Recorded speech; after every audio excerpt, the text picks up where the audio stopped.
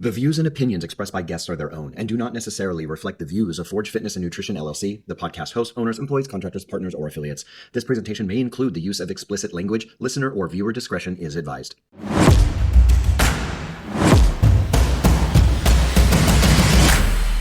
Welcome to the Forge Podcast, the show that dives into fitness, nutrition, habit change, and cultural chaos around wellness. I'm your host, Michael S. Parker, a wellness professional with over 2 decades of experience. I'm also the author of the 90-Day Habit Transformation, and I'm the founder of Forge Fitness and Nutrition Coaching. Joining me today is renowned addiction expert, Dr. Robb Kelly. He is Meadows trained in trauma, attended Oxford University. He holds a double PhD. Dr. Robb is on a mission that I share to assist people, but his is specific, people struggling with addiction and trauma recovery. On today's episode, we're going to dive into and discuss the sad reality of growing food addiction and how to avoid or recover from this fixation. Dr. Robb, it is a pleasure to have you on the show. So if you'd be so kind, tell the audience a bit about yourself. We're going to just jump right in. Oh, thank you very much for having me. It's a pleasure of mine. Hey guys, my name is Dr. Robb Kelly. I specialize in addiction, alcoholism, childhood trauma, depression, anxiety. We're touching on Alzheimer's and dementia right now. We're very big into stop the medication already for many of the psych stuff that we're going through. We're loving what we do right now. We're the leading researchers and the leading company in the addiction world. By far, we have a 98% success rate, over 10,000 patients. We have 5 offices worldwide. And, you know, we do these podcasts not to sell our books or anything like that. We do the podcast because it's part of me giving back. I want to help. Like, I want to help you change people today. And if somebody calls up or texts and go, hey, you know something? I just changed my day. I listened to them 2 guys. My job's done and I'm paid in full, if that makes sense. So I hope we're going to bring some great messages today, guys. So sit down, take it easy. As an addiction expert, you've studied so many different facets of this incredible human phenomenon. But for our audience, I think people come to us because they really want to understand how to separate the fad and the fiction and what's really appropriate and what is true living. So maybe you could explain to the audience what exactly food addiction is, and is it any different from just loving chocolate cake, or are you seeing a systematic addiction that's taking place in society? Well, the crazy thing is with any addiction that if you go to alcohol, alcohol has 1% to do with alcoholism. Food has 1% to do with food addiction. It's kind of all lumped in the same way, and the treatment exactly the same. Is we go back. I mean, food isn't about stuffing your face, you know, and putting weight on. It's nothing to do with that. It's all down to childhood trauma and the way the basal ganglia, which is a part of the repetition, strength, and confirms part of the brain, reacts. So when them two react together and the amygdala is joined in as well, we become addicted to something because there is a void. Now, that could be cake, food. It doesn't make any difference. So people want to always look at the substance. They always want to look at the alcohol. If we can just stop drinking, if we just stop eating, it's nothing to do with that. Stop it already. The problem is in the US of A, and I'm an American citizen. I always like to say this and go, what, English guys bashing America? No. I'm fully for USA, 100%. Is the stuff that they put in our food doesn't help. So 90% of any food that you buy from any supermarket is plastic food. It's not real. So what seems to happen with a lot of people, especially that had food addiction, is to get other illnesses as well. And this is what happens. Everything we take into our body is not used in the form that it goes into my mouth. It has to be turned, methylated into a source that my body can use. The problem is when you saturate, you know, our food, when you spray it in cornstarch, you know, the rancid Caesar, all the crap, there's sunflower oil and all that stuff, canola oil. We can't methylate. So when we can't methylate that, there becomes a deficiency. That deficiency causes the addiction, causes the heart problems, all that stuff. And nobody is talking about it. Now, myself and Gary Brecker got into this a few years ago and tried to change the world. And I think it's changing. We're actually speaking now, me personally, to JFK about changing the whole idea of what are allowed in food, what we think is food. And to demonstrate this, I went into a supermarket live on Channel 4 here, and we're talking about health and what we buy and what we think we buy. And there was a bar there by a famous brand, I can't remember what it is. And on the front, it had 9 grams of protein, 0 fat. I'm going to buy that. I want to lose weight. So we take it off the shelf and then we spin it round. The first ingredient was canola oil. The second ingredient was sunflower oil. The third ingredient was GMO, and it just went on and on and on. You'd be better off going off McDonald's hamburger and eat that shit, I'm telling you.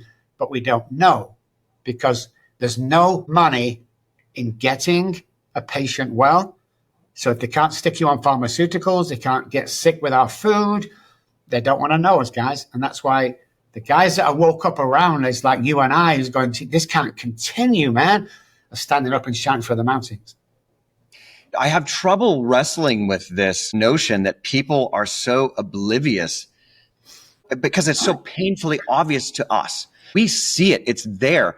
When you see seed oils, canola oil, these kinds of things as primary ingredients, there's no bioavailability and there's a toxicity association to it. I have an article that I have to do all the references because otherwise everyone's going to say, what's your source? What's your source? Because everyone's a prick now. Have you noticed that anytime there's a major world event that everybody on social media is a fucking expert on that subject? Yep. Every single person, it drives me nuts. So it's kind of fortuitous that you had mentioned it. And maybe I'll send you that article and you can maybe even contribute to it because that'd be fun. We'll publish it together. Anyway, coming back to this idea that you had mentioned, I know that trauma is something that you're very focused in on. And at what point do you feel that people need to take responsibility for the trauma and fix it?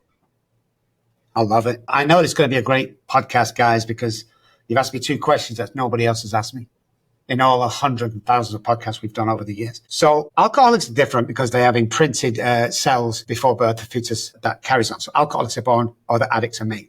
So everybody has childhood trauma. And here's where we're going to get, well, I don't know what he's talking about. Yeah, Google me. There's only one person here writing for Harvard. Everybody has childhood trauma, whatever that is. And as we go through our life, it starts to show. So how do you know someone's got trauma from childhood? Are they in the place they want to be? No. Do they have the job they want? No. Do they hold a relationship? No. Can any food today? No. It's all the same thing passed on and passed on. Now, we always say, it's not your fault you got molested or hurt but that's not your fault.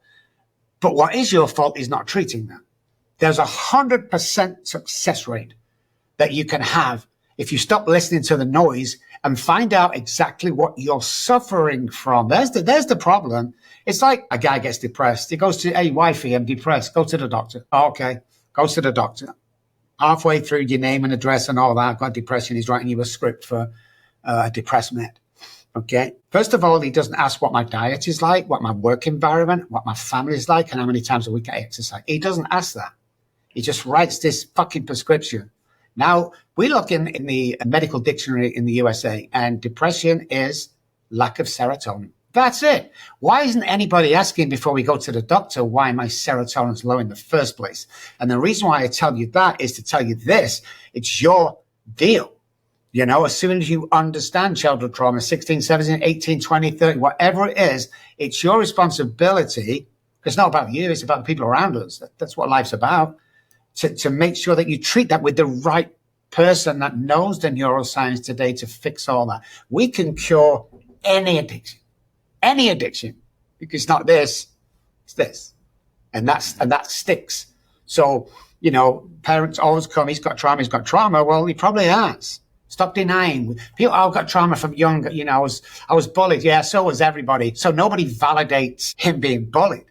So when he doesn't get validated or approval that happened, especially with the molestation, then we go through our life believing that it's my fault. I'm just going to be quiet. I'm not going to say anything. And that suffers through adult life as all these things that are going wrong for you. So again, as young as you can, find somebody who can explain this to you. If you go to a therapist, and there's a few idiots out there, and you go, oh, well, we'll do this, and we'll do this, and we'll do this. And then we'll talk about how you're feeling, and then, we'll manage your food intake. And go to somebody who knows what they're talking about with the new neuroscience today, and has at least 20 or 30 years in the industry and has gone through what you're suffering. Do you think it's necessary for somebody to be able to mentor, treat, or guide folks through these traumas? to have experienced them themselves, or do you feel that there are people who are capable of at least empathizing and being able to support and guide through, or is it all or nothing? We're talking about addiction, so it's psych. So it's all psych. That's what it is. Any other industry, any illnesses, any whatever it is, you don't need to experience that. You go to college, you learn how to treat heart disease, and all of a sudden you're a nurse that specializes in heart disease. Brilliant. You can't do that with addiction. You have to have gone through it, because what happens to the brain is phenomenal. And the action that we take based on that subconscious thought pattern at the time is devastating. And people don't understand that. So, 12-step rooms are never going to keep you sober. 20 therapists a month. If you're seeing your therapist in 3 months, the fuck are you doing? It's done, dusted. It's 90 days, chemicals balanced, everything's changed, rewired, and out you go. But in America, we get this always need medication. Always see it. Everyone sees the therapist. Why? We got some girl in the other day, and she come in for alcoholism. Dr. Robb, I need to tell you before we start, I also have depression. I said, well, first of all, no shit, okay? You take medication for that? Oh, yeah, I take blah, blah for it. How long have you been on it? About 5 years now. When the fuck did you think it was going to kick in? Because it hasn't kicked in yet. And that's the mindset that we get with people, the general public. That is so frustrating to me. Obviously, my practice is in fitness, nutrition, and habit transformation. But we deal with the same thing, is that people are coming in medicated. They also have a social media education and they're adversarial. You had mentioned something that I just want to come back around to, something, the way that the brain is affected in addiction. But just to kind of pin something about food addiction, is it the same neurological pathways, drugs and alcohol? Because you alluded to that earlier, but could you expound on that? Alcoholism is completely separate, and everyone wants to bung them together. Because it's cellular imprint. Yeah, exactly. Right. So we go back to printed cells, and we can trace alcoholism. We're born with an allergy, with certain parts, 3 parts of the brain that differ to any other addiction. So let's push that aside for a second. Yeah, it's basically the same. To be honest, it's basically the trauma which causes a deficit. But, the lifestyle, I leave the house, what my parents have been giving me. I leave my first apartment, I'm cooking the same stuff as they did. Of course you will. The traits of being bullied or psychologically bullied, you're going to attract that guy that ends up bullying you and drinking too much and beating you. It's the way the mind controls the brain. So our mirroring part of the brain will attract what we think we are worth. And the subconscious brain is saying, I'm only worth this guy. I'm not going to go for that guy. And then what happens we see over years is if they attract a nice guy, looks after him, she will self-sabotage that to make sure that because she don't think she's there. And it's the same thing with all addictions. It's a punishment. It's like when people cut themselves. I don't understand why they cut themselves. It must be painful. No. As far as they're concerned, they're letting the pain out. It's got nothing to do with this. It's got everything to do with this, and that's the only way they can cope with that. So the coping mechanism and the coping, the way that people actually get through this is the same old thing. It's a cycle of here to here. And there are basic traits along. There are differences, obviously, but there are basic traits with all addictions that look and you act and you think exactly the same. That is very disturbing, I think, for a lot of people to realize that a food addiction has the same neurological pathway as other addictions, aside from the imprinted cells. Because I think that what that does is it reinforces a sense of hopelessness in people. And that's where they stop. They don't continue to find solutions. And it seems to me that one of the most damaging aspects of social media is the ability to intensify one's own trauma into an echo chamber, have those feelings reinforced where they literally become almost part of your personality. Your identity becomes your problems, and that doesn't help anyone. Nobody benefits from that. What are your thoughts on that statement? Well, I have 4 businesses. One of them's a British restaurant, obviously British food. You get one comment and everybody else will follow that comment that's bad. Oh, this tasted horrible. English food. And you've got like 20 people. And the guy that did it in the first place now calls himself an influencer. Because he's gone these days than say horrible than it is to say nice things. It's just the way it is right now. It's crazy the way we've gone since cell phones and iPads were created. It's jumping on this bandwagon all of the time. And we're sitting more in a comfort zone, which is really hiding behind your illness. So you don't want to get well, so you can share it with the world, never feel sorry for you. It's their way of grabbing attention. They never got it when they're growing up. So this is the way of grabbing attention. And we often see, it's a bit like Munchausen's disease by proxy. It's a little bit like that. Whereas I tell you all about problems, I'm not seeking help, but I want to tell you about, so you can identify and sit with me in this problem. And then it sort of tenfolds. And all of a sudden you've got 90,000 people following you in the mindset that you've created in yourself, but you want to put out there as being normal. It isn't normal. Mm-hmm. No person should be suffering from addiction of any kind today. Nobody. So you need to get your ass up off the sofa, man. And you need to start finding out about what's this. You need to start getting well, because there's a big world out there that's fucking waiting for you to get your shit together.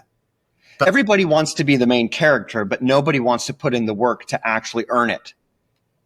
It's this insane entitlement that I just see permeating through social media. I would say the last year I've gotten more involved in the social media realm, looking at what people are saying, because I'm having to contend with it on the back end in my practice with coaching. And all my coaches tell me the same thing. We suffer through the same problems. One of the things that has been coming up more and more and more is the social media reinforcement of trauma. And that's the thing, doctor, is that word meant something at some point. It seems to have lost its meaning because everybody fucking uses that word. You get just one mild inconvenience in your life, and that's trauma.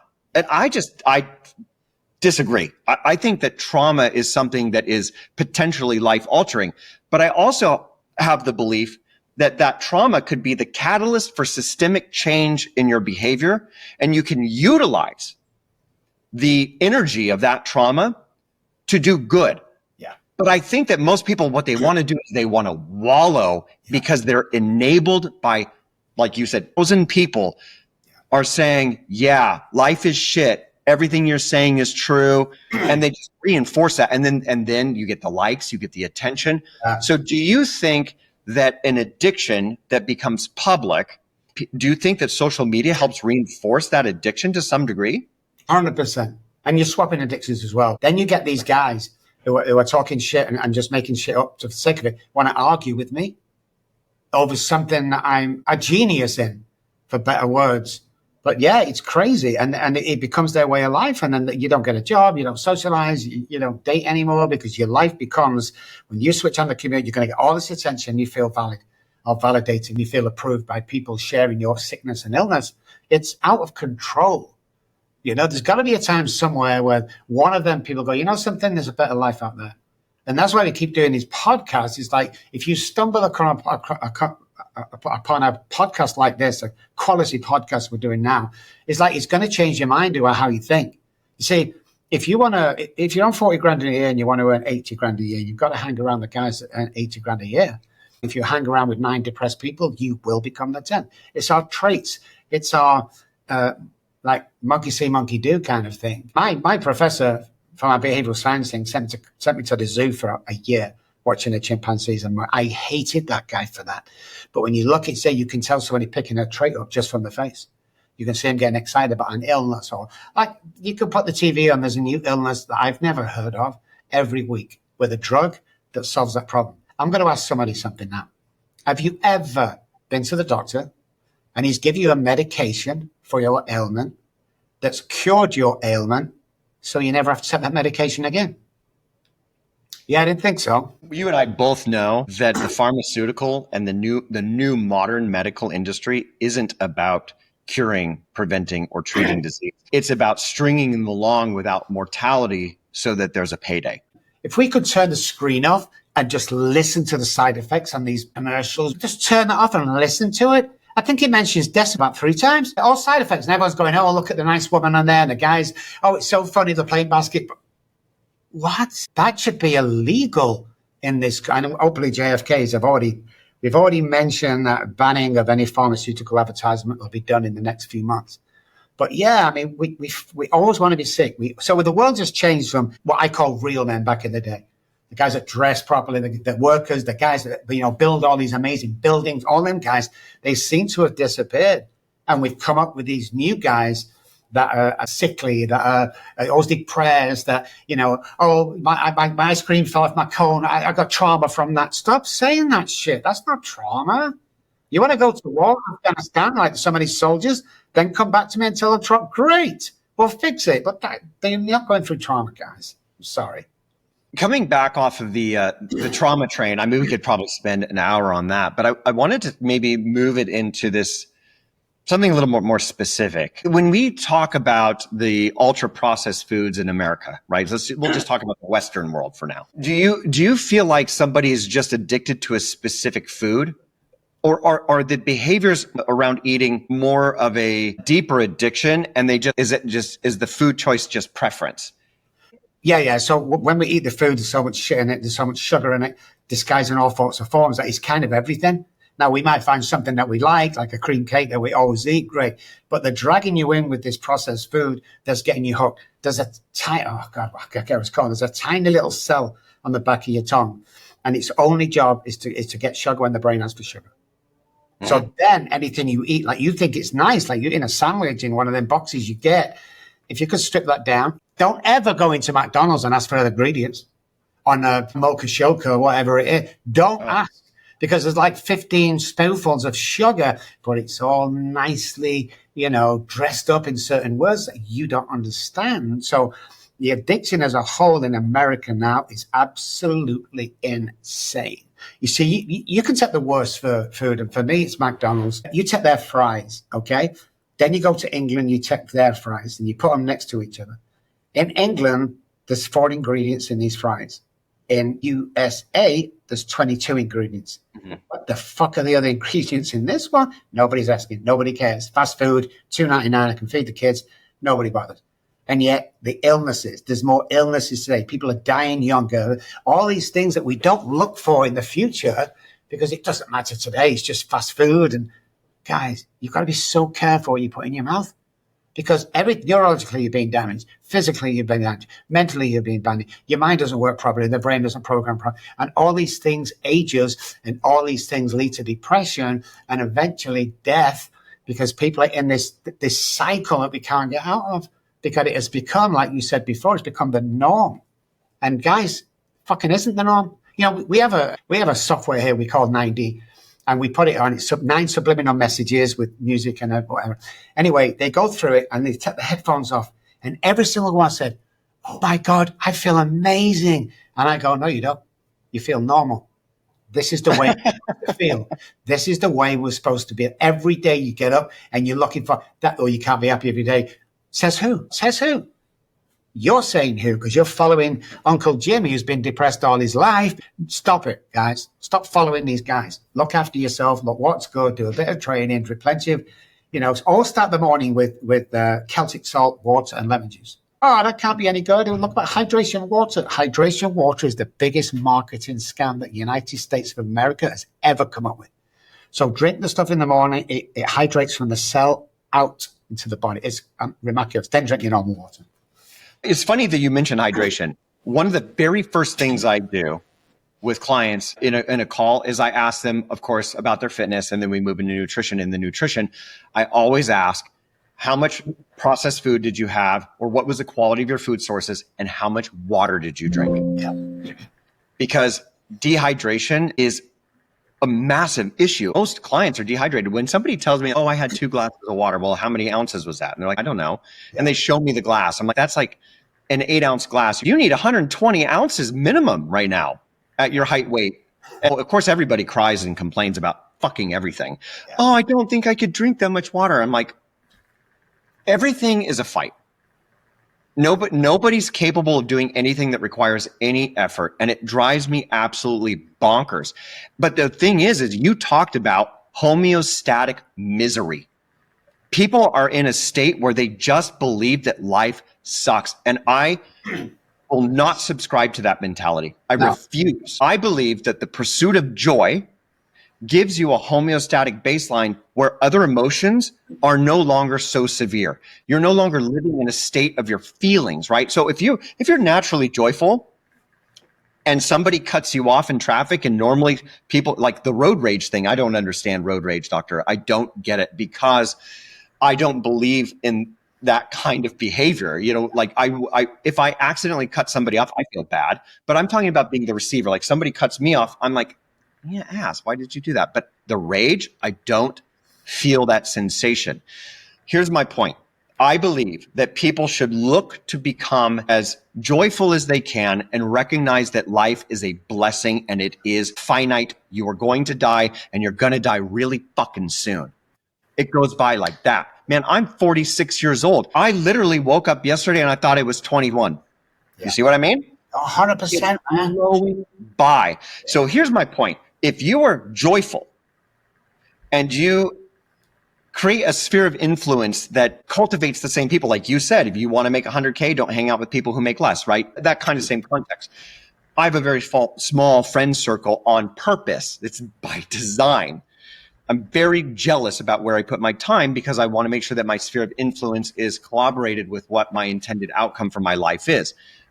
So joyfulness, I believe, gives you a baseline where your anger, your feelings of depression, defeat, new traumas, or recollected traumas no longer have the same impact because the space at which you started is reasonable. It's not in some crazy high already. So if you're already strung out and going crazy with trauma and all the echo chambers and the social media and all the bullshit that you continuously feed yourself, when you're really upset, man, that puts people over the edge. So I contend that people should look to understand that life is challenging for everybody.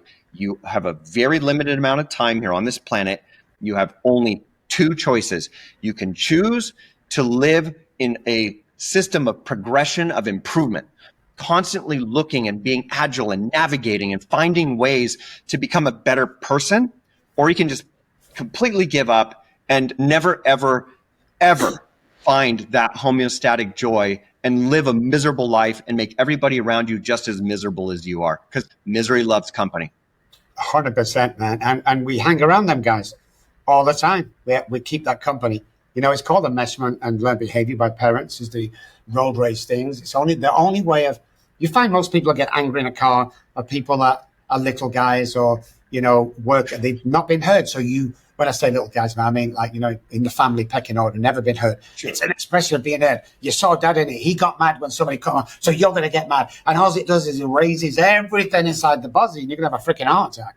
It's time to stop, guys. Don't think it's not possible, because it's 100% possible. I guarantee this shit. Coming from homelessness, grew up on the projects, chronic alcoholic, I've recovered from that shit. So when somebody comes, I'm a bit depressed. And have you got anything else? Because that's cured within 10 minutes. That's nothing. The steps you take today will improve your life. I'll give you something today, guys, before I go. 3 things to do in the morning, change your life. Why would you sit there? You think when I was homeless, I thought I was be doing this? You think I'd be the highest paid doctor in Texas? No, not really. But you keep pushing out and pushing out and pushing. What if you can do? You can do anything that you want to do.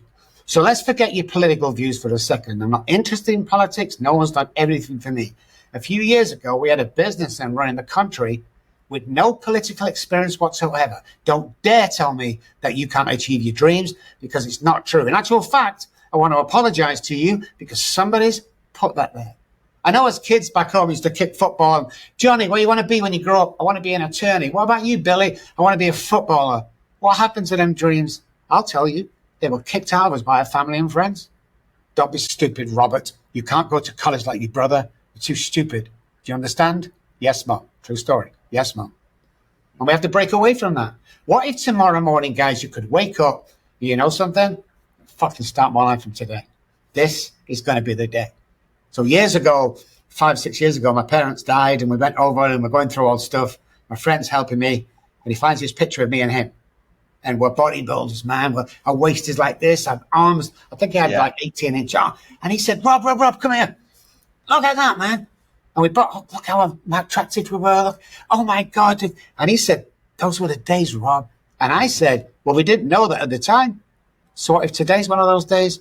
What if in today you could make it one of those days where you can look back in 5 years' time and go, I can't believe I was there, because now I've got my kids back. Now I've created an empire. Now all these things that you can do 100%.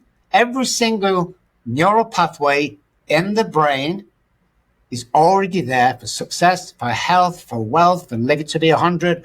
It's already built. We just have to connect them, but we don't. Why? Trauma, disbelief. That's it. We never connect them, man. It's about connecting thought patterns to an already belief system that works. You'll be aghast, guys, what you can achieve once you get rid of all the noise and the crap and live in today. Oh, one day at a time. It's not an AA thing, guys. It goes way before that when we found out that certain parts of the brain reset every 24 hours. So tomorrow morning when you get up, do something different. Compliment somebody. Go for that job. Start that little business at the back of your shop. Get a website, business card, and put empire in your mind. Then get a checkbook, write $100,000 on it, sign to yourself, date of the year, and stick it on the bathroom mirror. And as you walk in, you look at that every day. I have not known one person that has done that and not cashed that check a year later. You can do this, man. Stop believing the hype and the false and the myths around life. It's just, well, I didn't go to college. Amazing. What's that got to do with anything? Well, you'd have to have shit these days. Are you kidding me? You start an empire in your bedroom. Most people did it in a garage that are running the country now. So just think big, guys. Get away from that shit. I totally agree with you. I have another question, though. Do you think that society is in a situation now where food addiction is almost inevitable between social media, the government propaganda, and the availability of just trash food everywhere you go? Are we almost in this inevitable crisis? I think so. I think when you look at the evidence today and you look at the neuroscience behind that evidence, you find out that because everything's addicted with the sugar and everything like the point stuff, yeah, 100%, man. I mean, look at working class people. It's always McDonald's, it's easy and quick and stuff like that. And yeah, we get addicted to that stuff without knowing you're addicted to that stuff. Everybody has an addiction. Everybody has childhood trauma. Everybody has an addiction. Now, whatever that addiction is, you need to find, but we're in patterns, remember, in our brain, working patterns. So if we like something, there's a good chance you're going to go back and back and back and back, and it expands. So yeah, without a doubt, we believe that. Well, somebody's making money off of it. That's got to be the crux of it, right? Do you know at one time in Texas, talk about prescription, you couldn't cash a prescription for Adderall. They'd run out. A multi-trillion-dollar industry just for Adderall had run out. You couldn't get one. So they created something that everybody wanted. They called it ADHD. Fucking false illness, that is. Actual fact, it's not a deficit. It's an overload. It's an attention overload. But I tell you what, let's give them some drugs that make them feel good. Every single school kid in the world was taking it, but the government said it was okay, and the pharmaceutical companies fucking dropped it down our throats. But they've got us either ways, the pharmaceutical companies. Can you imagine the board sat there and going, hey, listen, this heroin stuff that's on the streets, it's $1 billion industry. What can we do to get a piece of that? I mean, we're not getting a piece of that now. I'll tell you what we'll do. So we'll invent this medication, okay? It'll be like heroin, but we'll call it Suboxone. All right. Then we'll convince everybody that by coming onto Suboxone from a medical pharmaceutical, it's going to be good. And then and they sold that to the fucking world. And the brain doesn't know the difference between street drugs and pharmaceutical drugs, but they sold it. It's the same with the food industry. They're selling us a fucking lie. And I was one of those guys. Fuck me, we swallowed it. And we believed what they were telling us. Have you seen the brain scans? I'm sorry, I didn't mean to interrupt. Have you seen the brain scans that they did in conjunction of somebody who had a certain dosage of cocaine to a certain dosage of high fructose corn syrup? Yeah, we've done experiments similar to that ourselves. So every time we come across something, I go, ooh, we do our own experiment. We did it with the mice. We did all sorts of stuff. We do it to make sure that the evidence is true and that we use it on our patients because we've actually tried and tested it. It's insane, isn't it? You mentioned that you were working with RFK. Obviously, somebody's making money off this stuff. Speaking of food addictions, is there a playbook from Big Tobacco here? Is this just kind of a new shit farm? Man, I fucking love you. You got some amazing deep questions, man. So what happened to Big Tobacco is when all the shit around cancer came out, they got scared. So obviously sales were going down. So they bought the biggest food industry company in the world. They bought that. And then what happened then is we started to get the false food. Now we're creating this, but I'll tell you what if we create it and put this in it and last longer? What did we do? And they were the guys that were blamed for that. It's insane how it's like they oiled Rockefeller. He used to spend tons and tons of hours with the locomotives up and down the country. It was brilliant business until cars came out. We didn't use as much oil and we started to decrease in sales. So what does he do? He creates a health board around him. And then he convinces the fucking world that these seed oils are good to cook in. True story. And that's how it became. They convinced us, and we bought it again. Well, we're not supposed to know. If the government said it's safe, we're going to take it. Of course we are. They fucking sold it to us again.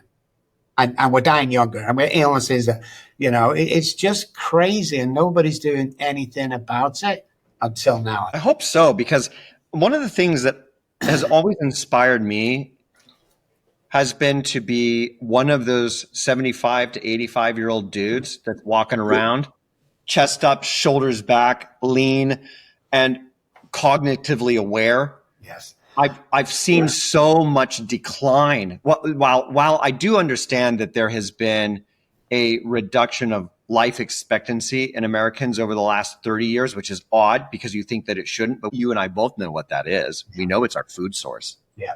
And it's a lack of activity. I'm leaving tomorrow morning to my uncle's birthday party and his wife's 50th anniversary. I'll be in South Lake Tahoe. And my uncle is one hell of a cool guy. He's the guy who shows up to family parties in a 3-piece suit, 90 years old. He's standing upright. He walks in and he's got a martini in hand and he's talking. And now, there's some repetition that happens, right? Like he loses track of conversations, but he never forgets who I am. He never forgets my wife, Heather. He never forgets my mom or the rest of the family. He's fantastic. And he is hilarious. Talk about unfettered. This guy says exactly what he fucking thinks, man. He has no fear about a cancellation on him. Yeah. But I've always wanted to be like my family. Now, unfortunately, my grandmother passed a little early because she had multiple myeloma. She had 2 forms of cancer, unfortunately, but she survived 10 years with that. Up until 2 or 3 months before she finally passed, she was up gardening and she's like, this damn cancer is not going to get me. But that was a mindset of a woman who was born in 1929. You know what I mean? Yeah. So I've always wanted that for myself. I've got acreage here and it's a pretty fair amount of land and I have a lot of stuff I want to do. And we don't have any plans necessarily of selling at this point where we're at in our lives. And I want to be able to putz around and have quality of life to the day that I die. And I just feel like most Americans and I think it's true in the Western world, people have abandoned their future for short-term gratification. Wouldn't you say that may be true? Instant gratification is not quick enough for some people. Not anymore. That's the way it's turned. I've just lost 50 pounds over the last 3 years. But when I first started getting into nutrition, I dropped that straight away because I knew now I'm 64. I want to look like 44. I want to live to 104. I have no doubt about that, but there's a couple of things that we're not supposed to do as human beings. We're not meant to sit down. Number one, we're not meant to be inside. Number two, we've got to stop telling granny to put an extra coat on in the house. You need to strip the coat and get her outside in the snow. We stop doing that. We think it's all sitting down and stop that shit. If it was up to me, I'd get rid of every chair in the US, every single fucking chair, and then you watch people start living longer. We're doing things we're not supposed to do, man. And we've come away from like good hard work or, a nice walk in the morning with the wife and the dogs. You don't see that in Texas where I am. You see nobody walking. People stopped doing that. The only time I saw people walking was during COVID, where families were actually getting back to the old days and they were walking together. Now, there was an increase that we saw in health for a start. There was an increase in the divorces, increase in alcohol, all that. But we also saw an increase in health as a whole. The only thing we had to watch was if you isolate somebody and take their identity off them, they go insane. So the balanced out thing there, but more fresh air, more walking about, stop sitting down everywhere you go, stand up, walk about, ground. If you're into grounding, go out and ground on grass, not concrete. All these things that we have to do every single day. And it takes 5 to 10 minutes at the most, but we'll sit in line, fucking McDonald's for 15 minutes, waiting to be served. Yeah, we can't go outside and do dumbbells, some curls or what. We can't do that. We're not. You're stupid. You're going to die young, man. That's what I'm saying. You're going to fucking die. It's about time you woke up and realized that, something, I'm going to fucking change from today. And as soon as you hear this program, change, man. Well, I don't know how to change. I'll show you some shit before we go that you can change from tomorrow. Don't sit there. Yeah. You know, but Yeah. we're in this thing, man. A girl was snatched off the side of the road in Manchester, England, 1969. Somebody saw a snatch in the van and they took a huge manhunt. Nobody could find them. 9 months later, a police car's following another car down the road, country road, back of nowhere, broken light, pulls him over and finds a stolen screwdriver in his car. He admitted it was stolen, went back to his house. Sure enough, there were lawnmowers there, there were drills, there were everything there that he'd stolen. But they also found a box there which is around 12 foot wide and about 4 foot high. And they said, we know you've got more stolen stuff in there. And he smashed the lock off, opened it, and there was the girl that went missing 9 months ago. Now, she was alive. She used to be beaten, assaulted, restroom, bath, or whatever, back in every day for 9 months. Every day. And this is how we get in these patterns, guys. Every day. So when the policewoman leant over and she took the hand of this young girl and helped her step out the box, took her coat off the police coat and she wrapped it around this little girl. That's the first thing she did. She got back in the fucking box, guys. And that's where we find ourselves today.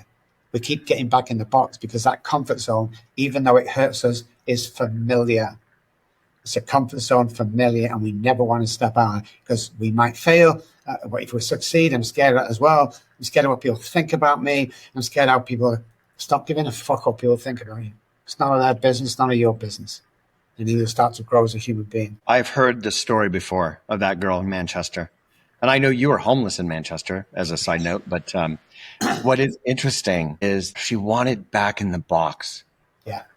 Why? Even though it hurt, it was a familiar place every night after the assault to go.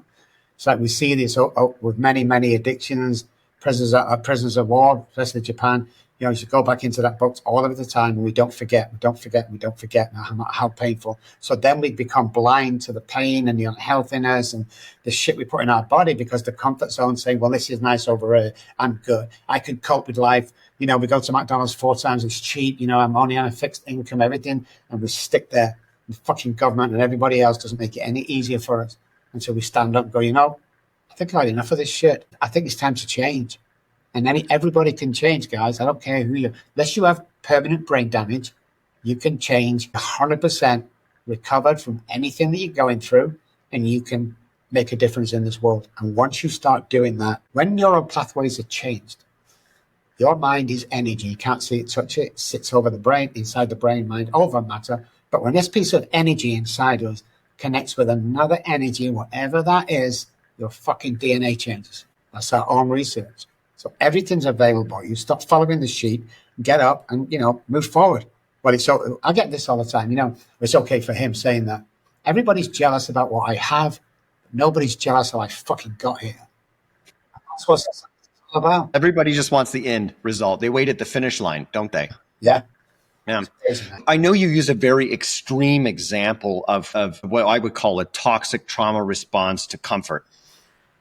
But most people don't endure that. And I found it really interesting to see how people have become so inwardly focused and that they take small instances of inconvenience and they turn it into trauma. They're not in a box 12 foot by 4 foot, right?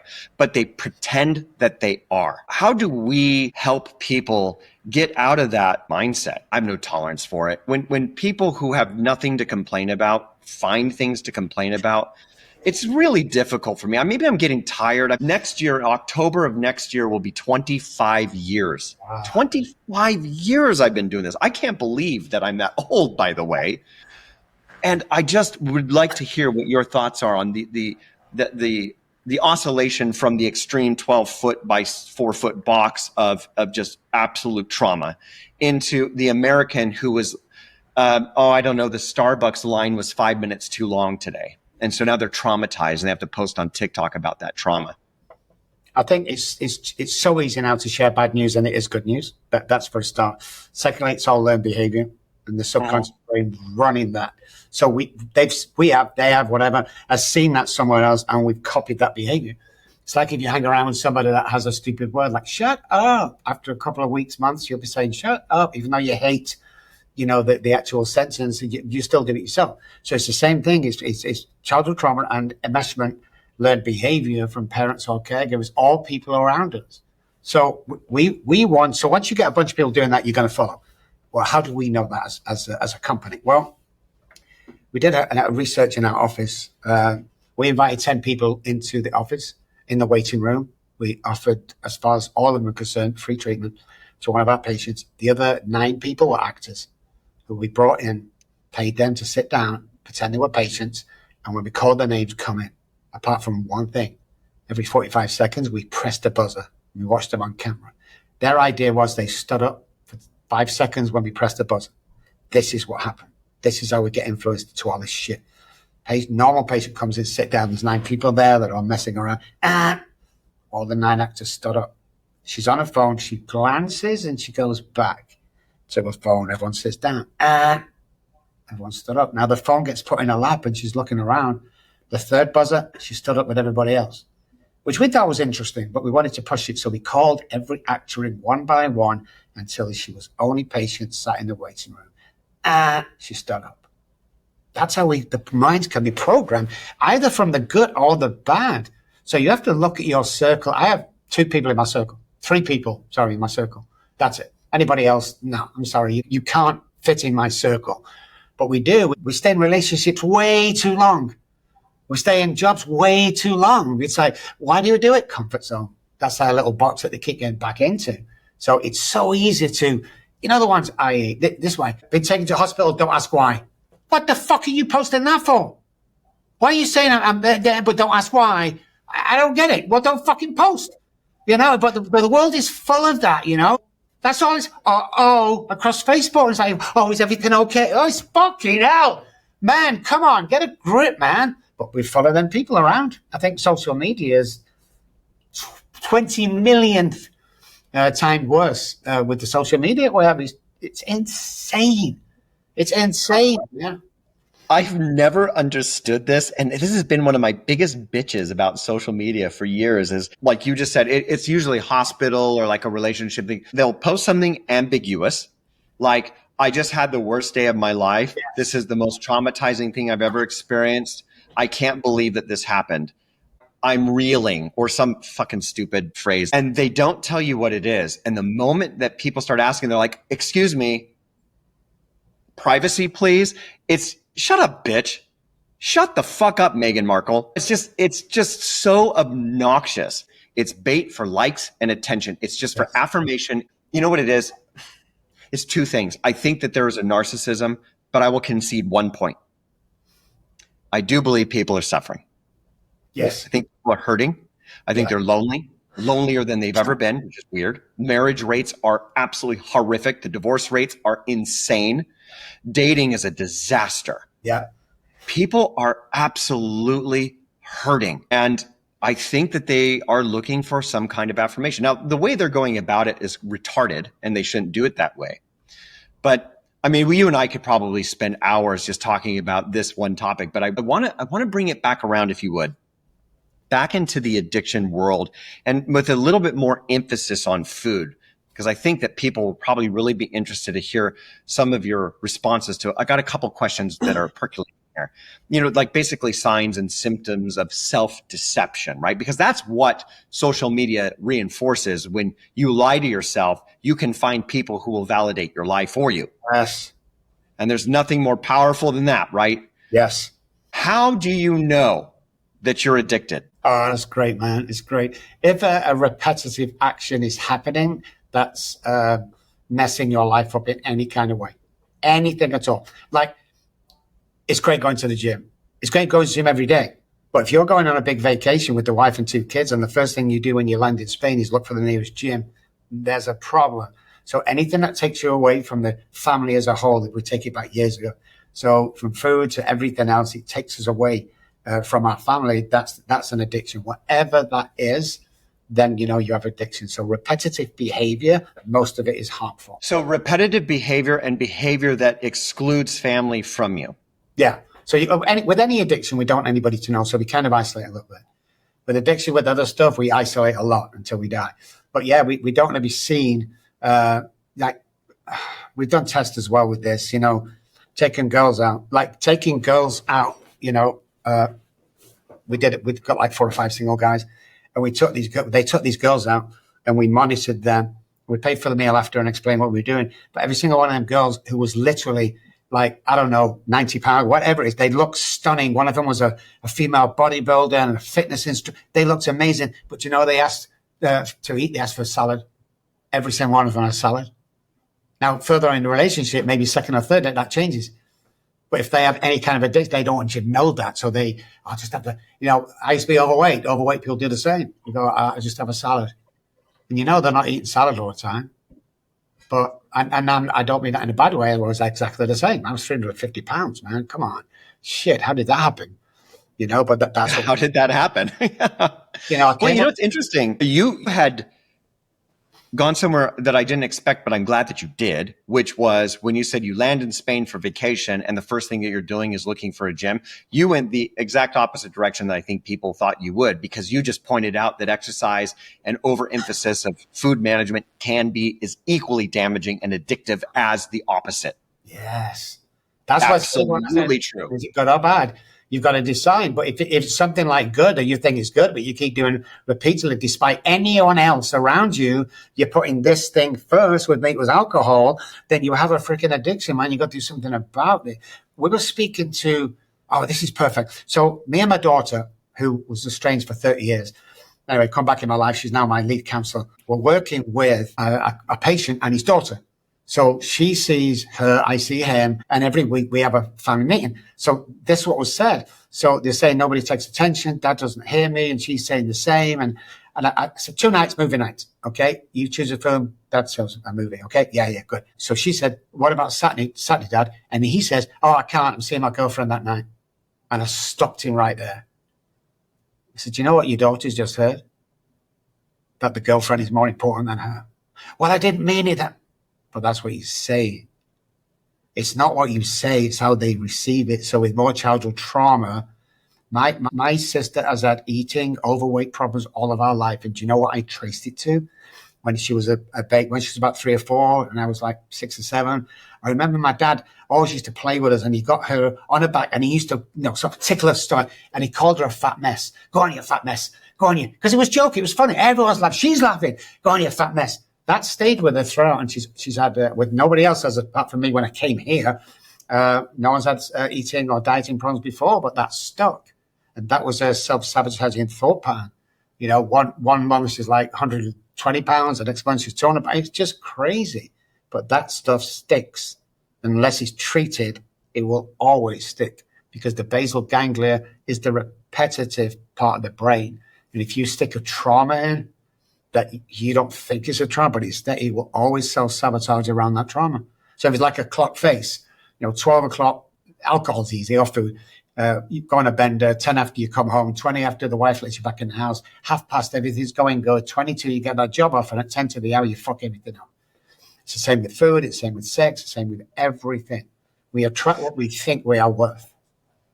So he was rubbing her belly and telling she's a little fatty. Is that preceding a potential addiction in the future from trauma in your experience? Or could it be any kind of addiction manifest off of that trauma? Yeah, it could be any addiction manifested off that trauma. I mean, you can never really say 100% that because Dad did this is why she has it. But we have traced other acts of adults today going right back to what mother and father did at that point. So it does disillusion the brain, because the brain doesn't know the truth. The truth or the false, the brain doesn't know. Anything can be reality or not. This is how we can change our life real quick. So he's taking that as the truth, as a fat mess, that she's overweight. And that damages as you grow off that completely, off that one sentence, comes 6 or 7 or 8 other things. Now she's a bit overweight. She won't apply for that job. So now she goes home and eats more food. But when she goes out to dinner, she only eats salad. And it's all this cloak and dagger thing that we get with addiction is we don't. I used to go to a different liquor store. When I went out, I'd go to the liquor store this day, and then I'd drive 2 miles for that liquor store, then 10 miles. People say, why'd you do that? I don't want them to think I'm alcoholic. Don't you think they fucking know when you walk in the door? Who are you kidding here? We always want to put our face on, and we start sharing your addiction, start sharing, what you're not getting out of life, because there's a reason for it, and it's 100% fixable. And you will be aghast if you realize, like I tell my patients all the time, if we could swap places right now for like 30 seconds, all your fucking problems would be over.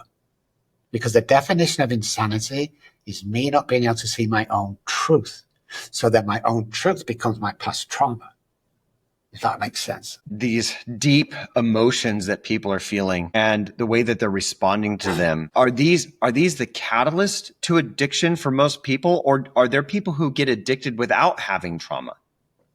No, I believe that I believe that everybody gets trauma from that. What happens? There's no perfect child. Everybody has childhood trauma in different ways, abandonment or whatever it may be. But yeah, I think that we don't notice the trauma because back in the day they normalized it. So when I was molested by my priest, I went home and told my mom, she bashed me with a wooden shoe. She sent me up to bed. Don't you ever say that again. So that becomes a working part of my brain is that we don't talk about that. It's okay. It's normal. The stuff that went through for most of the people in the past is not normal and it's not true. You know, we need to stop normalizing the trauma because we're missing everything here that's happening because you're not concentrating and clearing up this. So 100% agree with that one. Is there a difference in the way that addictions show up between men and women? Where have you been all my life? These questions are absolutely outstanding. So what we've traced is, and this goes back to when I first did it 30 years ago, when I first started my research, what we found is, and we can't go into people's houses, so let's say alcohol, it's the easiest one. We found less women in bars when we first started. So you think that less women would drink. And then we got into the mums and the book club and the after school club. They all go to, they're all drinking wine and everything. But it used to be men over women, but now it's kind of women a little bit ahead of men that we can trace. Because a lot of people we work with are open with us. And then when we ask to do trials and tests with family, friends, parents surrounding that patient, then we found out all these things that are true. But you would never have thought was true. Because it doesn't make sense. What you're speaking about, Dr. Robb, doesn't make sense. Well, I know it fucking doesn't. Otherwise, we'd all be living to 150 years old now. But we're not. You know? So when we try and explain this to people, when I came to, I think, I mentioned to you, when I first came to America 18 years ago, they stripped me of my license. They stripped me of my medical license. They said, you're injuring people, you're hurting people, you cannot be practicing what you practice. I lecture to those guys today. I lecture to the scientists and the doctors today. Now, I got my license back in about a year, but it took me a year because people thought you were crazy. They still think I'm crazy. But after 10,000 patients, every one of them healed, as far as we know, then there's something got to be said here. After you working, in the industry for so long yourself, you can see that what you're doing is working, But we haven't got the money like the big pharma, to go out and blast it all over the world going, these are amazing. Because I think if they did, people would heal real quick, because it's not rocket science what I do. It's plain neuroscience, a little bit of spirituality, and common sense. But don't believe what you see. You're still lecturing out of San Antonio, right? Yeah. Yes. Yeah. I want to come back to the men versus women thing. You mentioned something that kind of sparked my interest. When did the paradigm shift for that women are showing more signs of these addictions than men? So there's a couple of things that we need to look at that might skew that up a little bit, but we believe that's true, is men in bars, women at home drinking wine. These groups, more DWIs last year with moms taking kids to school than any other time in Texas history. Yeah. So we obviously note that and look at that. And the stats show that it's about 40%, 60% for women. Because of the stresses, again, they call stress, having children, I've got to do this, I've got to do that. Instead of saying, I get to take the children to school, so, I've got to take the kids to school, and it's all so much and pressure, and they go back home, and the daytime drinking sets in. That's what we've found and studied. On pre that, going back to the 20s and 30s, definitely. And alcoholics stats also say that back in the day, it was mostly men. But now the shift changed around the year 2000 for me with my research. Around 2000, 2005 is when we saw that shift of the new mom coming along. I had done some research on this topic, and I had discovered that it was nearly at the turn of the millennium. And I do say that with a lot of the people that I work with, that alcohol is something that has to be managed in the dietary protocols. Yes. It's something that they ask for. They're like, well, can I still have my red wine at night? Yes. And I'm like, not 7 days a week. You got to pull it back somewhere. So, okay, I'm sure that a lot of people have deep and reasonable trauma. And I think that everybody wants to escalate themselves to some degree. And I have a really hard time empathizing with the overemphasis of making traumas your personality. I don't think that that's necessarily constructive for anybody, not yourself and nobody around you, because it starts to get really, really boring to hear people constantly bitching all the fucking time. And that's why I just really struggle with social media. It's just constant complaints. And I just like, man, why can't we just be well? For all of those folks out there that are struggling with some form of addiction, let's say it's food-based or it's alcohol or it's whatever, it could, like you even brought up, I know sex addiction is a problem. But here's the thing. For everybody who's out there who's either listening and saying, gosh, I'm really showing some of those traits. There are some areas in my life that have been traumatizing, or at least an event that I recall that is not looked back on favorably. And I feel like I'm being spoken to. What is the first step? How do they claw back to recovery? The first thing that I tell everyone to do in this situation is dialogue. Start dialogue with somebody you trust. When you keep it to ourselves, it becomes a secret. Secrets hurt us, secrets kill us. So you need to share it with somebody, a close friend, and tell them what you're going through. Because what that happens, if they're a true friend, is they'll start holding you accountable for them actions. And then you can go in and seek help in any way you wish. But if you want to change, if you want to get better, if you want to get through it, talk to somebody that you trust and get a second opinion. Because remember, the insanity of every single addiction out there is me not being able to see my own truth. Well, one of your best friends around you or somebody who mixes with you daily can see that truth. But they're never going to tell you until you trust them with the dialogue. That's the very first thing you do. And secondly, just to let everybody know, I can rewire a brain in 4 sessions. So it's not a long time. I've got to do something.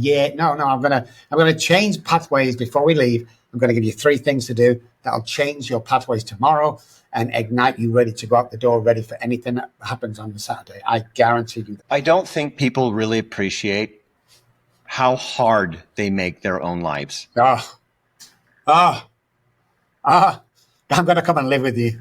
I swear to God, you are so tuned to this shit. I mean, it's like speaking to, I don't know, it's like meeting a doctor or a mechanic or a man, and you get this shit.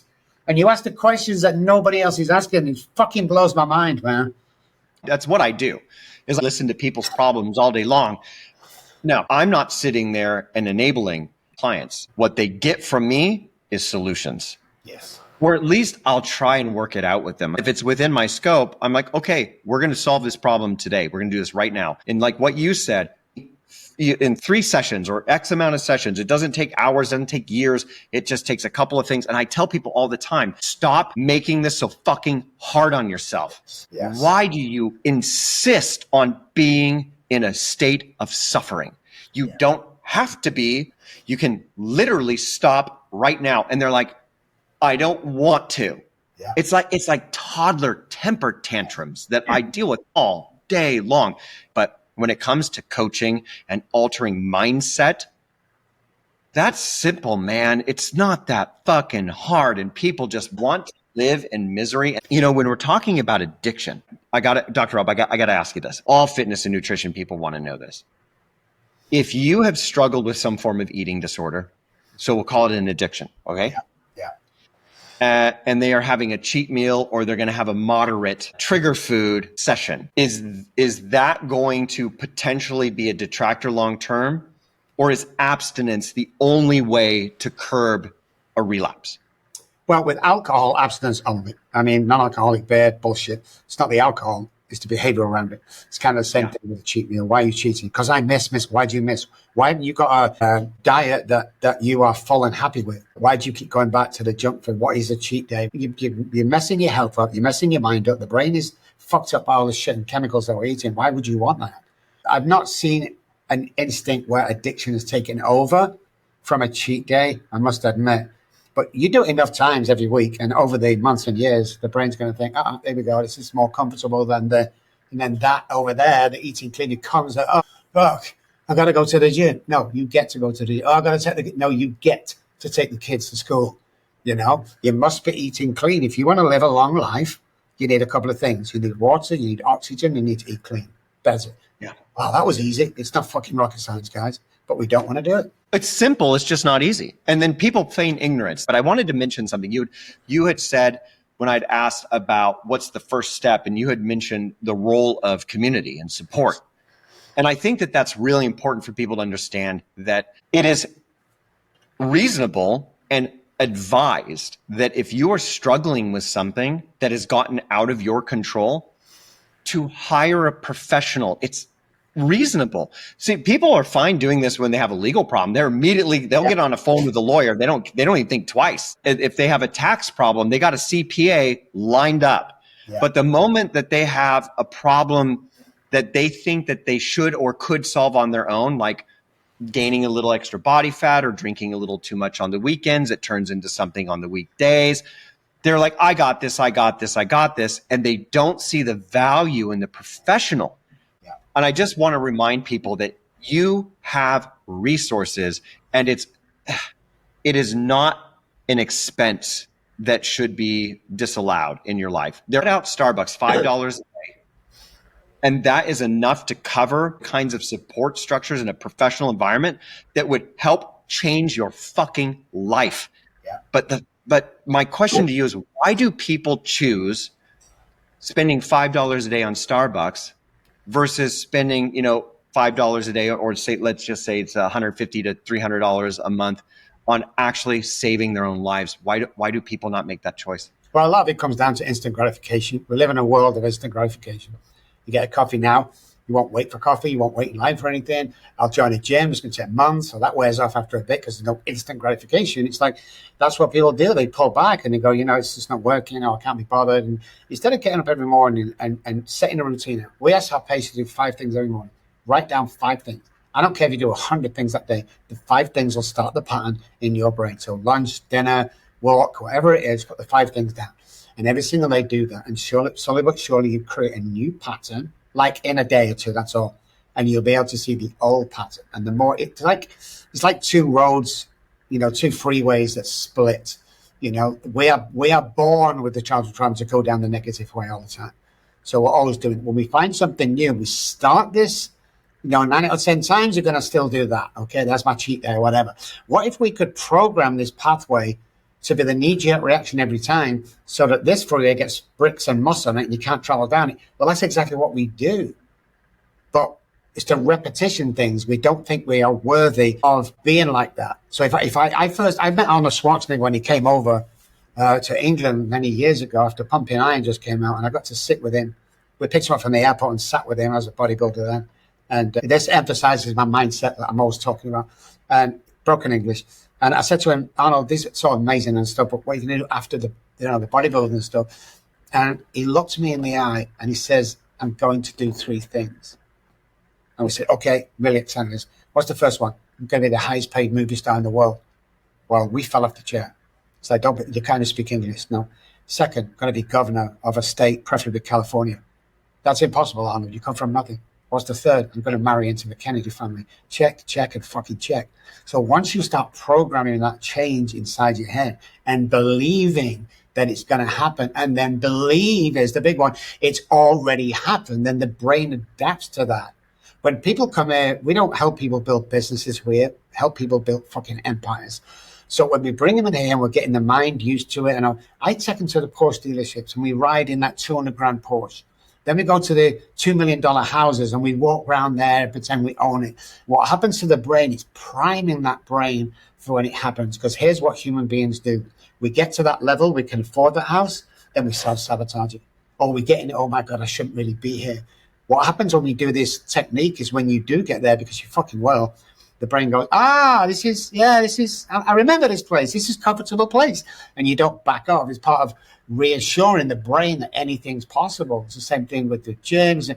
If you go to a gym on your own every day, there's very little chance of you continuing that. If you get a gym partner or a training partner, you go every day, now you're accountable. It's the same thing with dialogue around you. I don't want to go most days, but my training partner's there waiting for me. And if I don't go, he will literally get in the car, come to my door, bang on that fucking door until I open it. He'll take me by my hand, he'll put me in the car, and he'll take me training. I need that shit, I really need it, the accountability. And I think a lot of people do. You can't do this shit on your own, guys. You can't change on your own. It only lasts a short time. What's that about gymnastics? Go up by 80% in January and then right back down again to normal. It's like, we all want to stay. No, it doesn't work like that, guys. Yeah, by March. Start on Monday. Why not start it now? That is a phrase that I use all the time. Don't wait till Monday. Do it now. I want to mention something you had just talked about, visualization projection, looking into the future about what you want for yourself.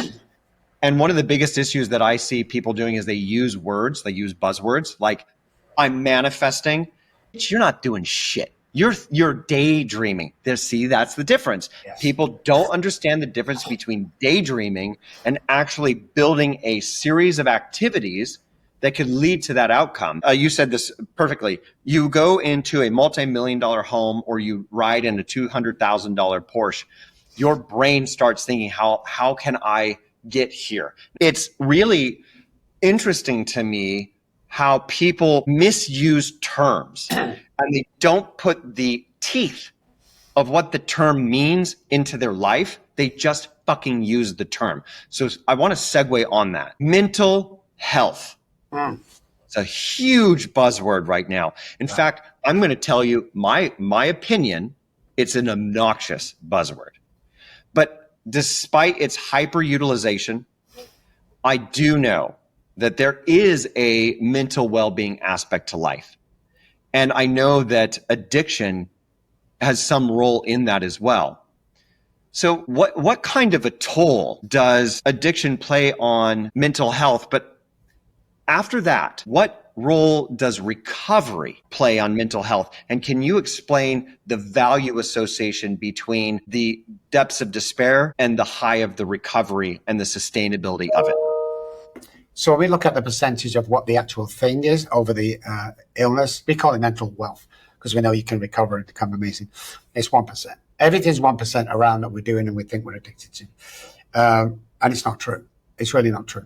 So the belief that you can do something, the belief that you can carry on and achieve something is not only important, but it has to be embedded. So the basal ganglia picks a thought pattern up, okay? It has to go down round so many times before it becomes a working part of the brain.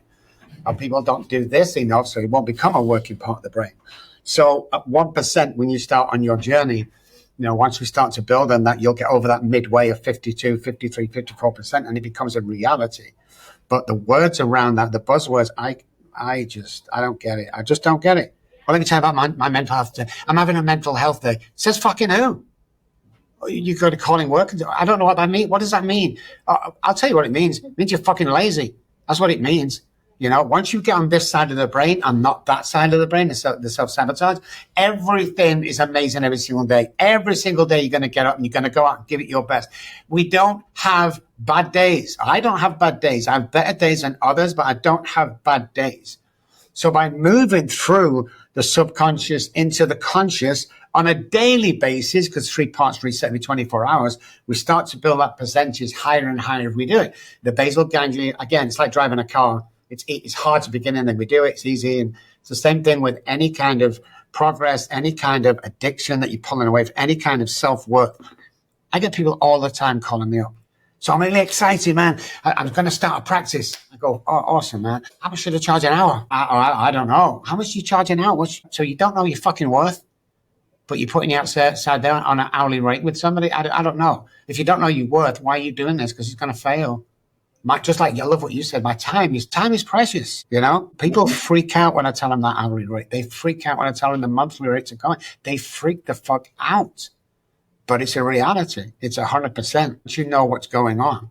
So I think a lot of it is going back to the understanding of what you're going through. Most people don't know what they're going through. Well, I got depression. What does that mean? Oh, it means I'm sad. Why are you sad? But why? Stop running with it. I'm having a mental. Why? Well, because yesterday, I always ask somebody this. Was it a bad day? Or was it 5 minutes you strung out all day? Because it's usually the 5 minutes you strung out all day. So we need to come away from that victim mentality. Enough of the fucking box already. People are sick of that shit. If nobody wants to hear that shit anymore, you have the opportunity to fix all of this. Fix it. Don't sit there and wallow in your shit saying you can't do it. It's just not true. It's just not true. So we have to move forward.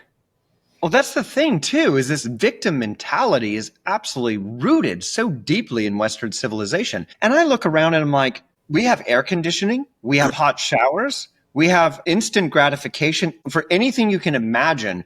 You can literally get a steak delivered to your door within 45 minutes through some of these apps. Yeah. Like from a Michelin star restaurant, by the way. Right. Yeah. Yeah. And but oh, we're so sad. Boo hoo hoo. Life is so fucking hard. Everything's so tough. And I'm over here saying it could get a lot harder. You know how? You ever seen that show? It's called Alone. I think it was originally on the History Channel. It's where these 10 participants are put out in the middle of nowhere where there's nothing. They get 10 items that they can choose that they take. You want to know what you learn from that show? I'm just going to list a couple of things. One is that life is way harder than you ever fucking thought it possibly could be. Second, you don't know what hunger is. You have no idea. Your little tummy rumbled a little bit and you went to McDonald's. Try going 2 weeks without food. Third, you don't know what it's like to be truly and utterly cold, like to the bone, where you can barely move.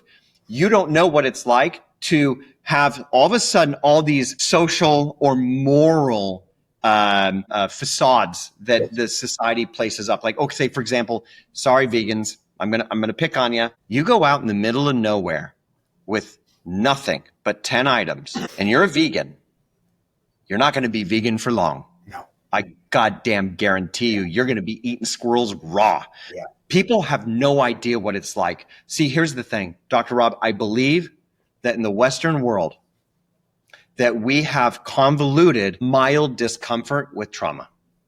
Yes. Oh my God. Yes. And I'm not too sure where that went wrong and we crossed over that line, but that's so freaking true. Of course, everything's, we trace this back to childhood where there's trauma in the house all the time. So a person coming out of that who socializes, you always get that one person in the office that causes all the drama. She's a drama queen. It's because if she doesn't cause the trauma, then it feels uncomfortable. So when she causes the trauma, she feels not only loved, but she feels wanted as a part of this trauma that she caused. And it's just a generational thing as we go. But yeah, everything, it's a buzzword. You know, since the internet came out and you have all these fucking posh women going around and pretending that everything's a fucking drama and everything's over the top. And it's just like, you have fucking no idea. Like you said, stick them in the desert somewhere or stick them in the cold place somewhere. You don't have fucking problems today, guys. You really don't. You have a toothache, you get taken out. You have a stomach ache, eat fucking food. It's all there for the taking, but yeah, we still want to cause this shit that doesn't exist. And I have another problem too that I just want to make sure that the listeners or the viewers who are partaking in this journey with us today in this conversation understand that I'm talking in generalizations here. We're talking about the average Western worlder, right? We're not talking about the 1% of 1% here. When you're upset because your latte wasn't done correctly, isn't trauma. Yeah. But people pretend that it is. My point, and I want to make this very clear, we live in a society of instant gratification, enablement, entitlement, and a degree of comfort in which we have never experienced as a species on this planet, as far as we can tell, unless the series Stargate SG-1 and the movie that preceded it is really true, and there's buried civilizations and worlds that we don't even know about. It's just an insane level of narcissism where people believe that living in modern America, modern UK, modern Australia is somehow oppressive. Yeah. Yeah. These people have no idea what pain really is. But you know what? Since I just broached that topic, I want to make one quick comment. I don't believe that the circumstances of life are inconsequential. What I do believe is this. You got a choice. Yeah. You had mentioned somewhere around 16, 17, 18. People have a reckoning. Yeah. I had my reckoning. And I decided that I could either allow the circumstances of my life to control my behavior and how I was going to construct and architect my life in a negative, destructive way, because that's where it came from. Yes. Or I could re-architect what the trajectory of it would be. So I will no longer allow the circumstances of my life to control me. I will control how I respond to the circumstances of my life, things that I don't fucking control. Yeah. But I definitely am going to be a lot more studious and diligent about guarding myself, managing, taking that energy, right? Because it's energy. Yeah. You can't be created or destroyed. I got to do something with it. And I make the decision to deflect it towards a positive, proactive outcome instead of a wallowing in trauma, identification and knowledge of the trauma. I'm not saying that you disallow trauma. I'm saying that I'm going to take the energy of the trauma because it's there. There's something there. Yeah. But I am not going to allow that to cause me to spiral into something that's destructive. I really do believe that we have the power. We're all personally, internally empowered. And I also would suggest that we don't get empowerment externally. I think it all comes internally. Yeah. And I choose to move it towards the positive outcomes.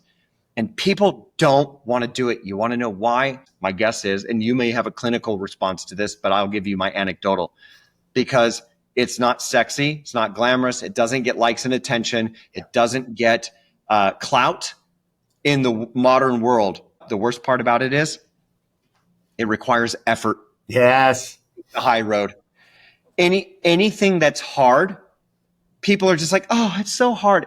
You know what? I feel like Americans particularly just should carry around a fainting couch everywhere they go. They're so pearl clutching and outraged by everything. They put the flags in their bio. You know, they've got like all the hashtags about the new modern thing that everybody's supposed to be upset about that's going around the world. Americans don't fucking care, Dr. Robb. They don't care. But you know what they do? They're going to moralize it. They're going to signal that virtue so hard, and they're not going to do shit to change it. Yeah. Like they're not going to do shit to change their lives. They're going to wallow in self-pity, and they're going to, what's that, self-grandizement?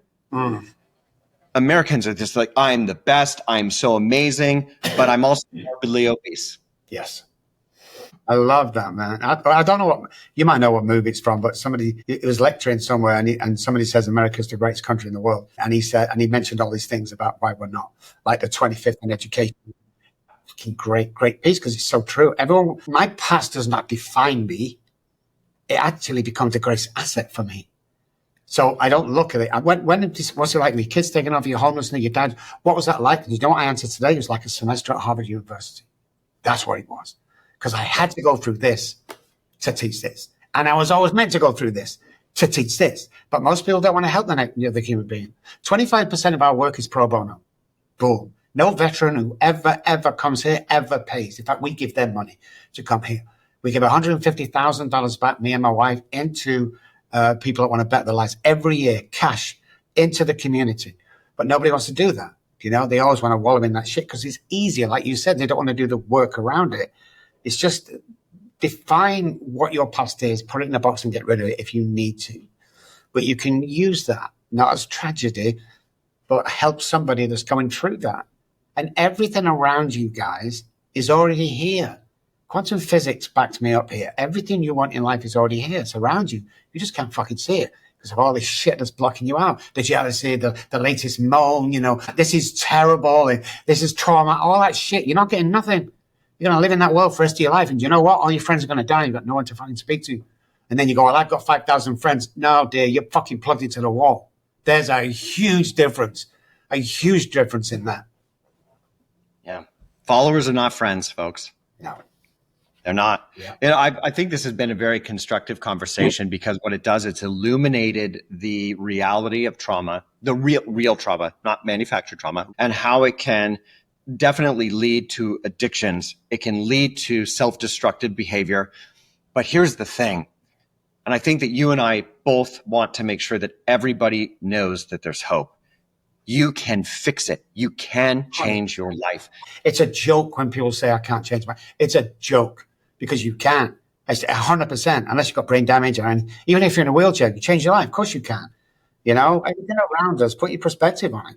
See, nobody can say anything to you that hurts you without your perspective on that sentence that they just said. So why do we get fucking bothered? I'm 64. I'm as rich as fuck. I don't give a fuck about anybody today. I don't care if you don't like me. Do you think you're going to upset me?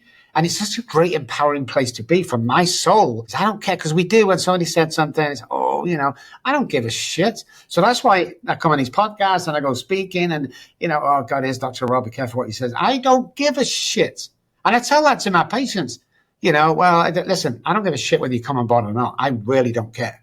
But if you do, you're my problem. If you're not, you think I'm going to worry about $100,000 a month I'm still going to fucking eat. That's not, stop that shit already. Are you going to do it or you're not? You know, and I think if more people treat like, I'm going to do it, I'm going to do it. If I'm not, I'm not. So what did we do on that? Well, we created I wanted a time frame around that psychologically where we take it in and it becomes an idea to the prefrontal cortex. So we did our testing and this is what we found out. If I'm sat on the couch tonight and I've got a big bag of crisps, but I don't eat chips, and can of Coke, which I don't drink, and I'm sat on the sofa with the dogs and the wife, and I see Arnold Schwarzenegger on the movie, and I go, hey, do you know something? I'm going to the gym tomorrow. I ain't going to the gym. She knows it. I know it. The dogs know it. Even the cat's walking past going, I don't think so, Rob. But 7.3 seconds, if I get up, walk into the bedroom, get the sneakers and the top and the shorts and put it near the door, I'm going to do it. So if you want to do something, that choice we talk about before is a bit like this. There's a V in the road of good or don't want to do it, good or lazy. Believe that V of that thought pattern you've just started is the time frame of 7.3 seconds. If you don't decide in that time, something bad will decide for you, like the subconscious brain. So that's how we keep moving forward. You get ideas every single day, but you don't take any notice of them. Wouldn't it be great if we could do this? Why haven't you done it? Wouldn't it be great? Why haven't you done it? Well, that'd be stupid. Why is it stupid, man? You know, we worked with a guy that was down, out, done. Everybody had left him. His business had failed, So we got him in the office. Every day he comes, 90 days, 90 hours, puts in. And I said to him one day, what do you do for a hobby? And I don't want to tell you, it's stupid. I said, just tell me what you do for a hobby. I don't care. I knit socks. I go, well, that's cool. What for? He said, well, birthdays and Christmas. I said, you knit socks? How cool is that? Here's the deal. We're going to get you a website. We're going to build you a website for you. We're going to get you a domain name, business cards. And your deal is to sell one pair of socks next month. Are you in? He's like, yeah, I think I could do that. That was many years ago. Today, he owns the biggest sock company in the world. Everything's possible. Don't stop thinking. Stop putting the brakes on your imagination, guys. God, universe, Uncle Jim has put you on there for a reason. Find your niche. Don't tell what anybody thinks about it and do it to the best of your ability. Do you know what it says on my back of my business cards? The best addictionologist in the world. In the fucking world. Well, prove me wrong. Can't prove me wrong. You know, I say to patients, well, I don't think I can do it. Well, I'll tell you what we'll do. We'll go to court tomorrow, okay? And we'll stand in front of a judge. And you can bring all the evidence that you can't do it. And I'll bring all the evidence that you can do it. And do you know what the judge's going to do? He's going to throw you out of court for wasting his fucking time. That's what he's going to do. There's no evidence that you can't do something you want to do. There's no evidence. Doesn't matter your past. There's no evidence today that you can't do it. So stop saying can't. What are we going to do to change can't? It's easy. It's fucking T. CAN''T. Take the fucking T out. Take a T. I have to have a T-shirt with that on. I wish that people would start to look at their lives more seriously. Yeah. Like, really, stop moralizing things you don't control. You know what you do control? What you put in your face, what you're eating, if you're going to the gym, if you're being respectful and courteous to your neighbors, who you probably don't even fucking know, by the way. Why can't we just bring it back down? And if we're going to be self-centered, why don't we make that self-centeredness inclusive to your home, to your next door neighbors, to your local community? And then, you know, that's where people thrive. And I'm going to bring it down to familiar community. They're not going to put up with your bullshit. Yeah, exactly. But what happens now is you have the 5,000 followers, like you just said. Those aren't 5,000 friends. Those are 5,000 people who are just agreeing with you until you say something they don't agree with. And that's when you lose followers. Yes. So what if you were to just bring it down into the microcosm of your real world, which is the people that actually give a shit? And those are the people who are going to support, and they're going to give you that pillar, the foundation where you can launch off of. How do we fix that? Realize who you are, find your identity, clear that shit up, and realize that nobody's coming. Nobody's coming to save you. No. Nobody's coming knocking at the door, giving you that $1 million job, or that girl, or that guy, that house. Nobody's fucking coming, guys. So stand up, take a good look at yourself, and pull away from the fucking herd. And I'm telling you now, you'll be a huge success, whatever that looks like for you. The biggest success I've had is not earning tens of millions of dollars. It's not. It's getting my child back. It's getting my daughter back in my life 4 years ago, and her introducing me to her, my granddaughter, 3-month-old granddaughter. That's the most expensive thing I've ever done in my life. So things change as you go along, but everyone could do it. Why don't you just push it? Why don't you just try it for like a week or a month? Just fucking try pushing that envelope all the time. You know, do things you're not supposed to do, man. That's the thing I like about recovery. I do things I'm not supposed to do. You're not supposed to speak. I'm not supposed to sign in front of all these crazy movie actors. I'm not supposed to sit with all these push it. If there's only one answer to any question, you can't do that. Says who? That's it.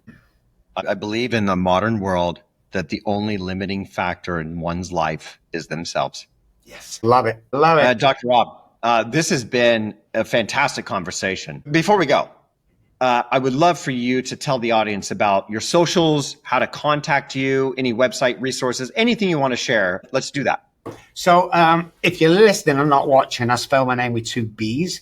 ROBBKELOY.com is the website. Dr. Robb Kelly in any search engine around the world, you'll see me on there, no problems. If you live in America, just for this show, there's a book out there. It's only about my daughter. It's called Daddy, Daddy, Please Stop Drinking. Don't buy it, okay? I have 10 copies here. Send me, or send anybody a message and say, this show is amazing. It's fantastic. I'll sign it. I'll give you the book. I'll pay for the shipping and all that stuff. I've 10 copies here. First of all, do that. And then secondly, I just want to say that if you're a mom or dad out there with a teenager that's struggling, we have a department within my company.